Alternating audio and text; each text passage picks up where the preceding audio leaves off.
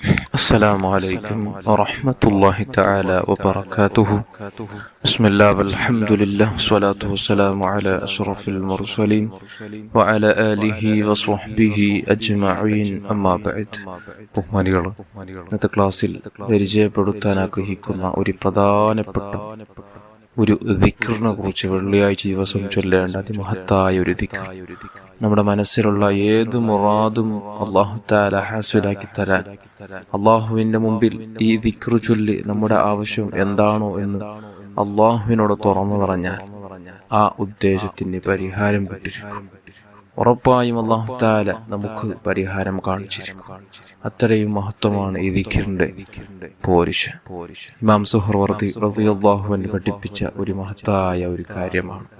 വെള്ളിയാഴ്ച ദിവസം ജുമുഅ നിസ്കാരത്തിന് മുമ്പായി ജുമുഅയുടെ വെള്ളിയാഴ്ച ഉച്ചക്ക് ബാങ്ക് കൊടുത്തതിന് ശേഷം ജുമുഅ നിസ്കാരത്തിന് മുമ്പായി സ്ത്രീകൾ അവരുടെ വീടുകളിൽ ളുഹ്ർ നിസ്കാരത്തിന് മുമ്പ് ബാങ്ക് കൊടുത്ത് ളുഹ്ർ നിസ്കാരത്തിന് മുമ്പായി നിസ്കാരമില്ലാത്ത സ്ത്രീകൾ ളുഹ്ർ ബാങ്കിന് ശേഷം ഈ ദിക്ർ 200 തവണ ഒരാൾ ചൊല്ലിയാൽ ഈ ദിക്ർ അള്ളാഹുവിന്റെ പരിശുദ്ധമായ നാമങ്ങളുടെ കൂട്ടത്തിൽ ഏറ്റവും മഹത്വമുള്ള ഒരു ദിക്റാണ്.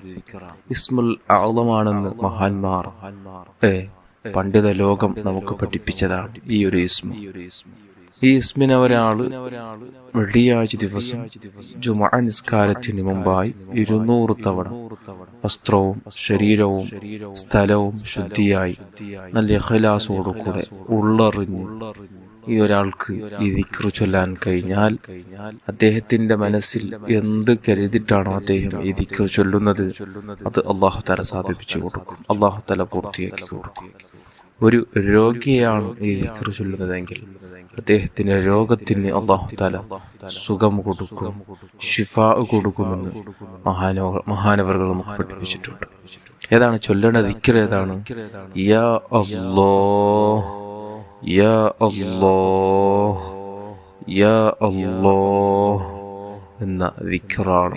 നല്ല സാവധാനത്തോടുകൂടെ 200 തവണ ചൊല്ലുക. അല്ലാഹു തആല ഏത് ഉദ്ദേശവും സാധിപ്പിച്ചു തരും. അല്ലാഹു തആല അനുഗ്രഹിക്കട്ടെ. ആമീൻ യാ റബ്ബൽ ആലമീൻ.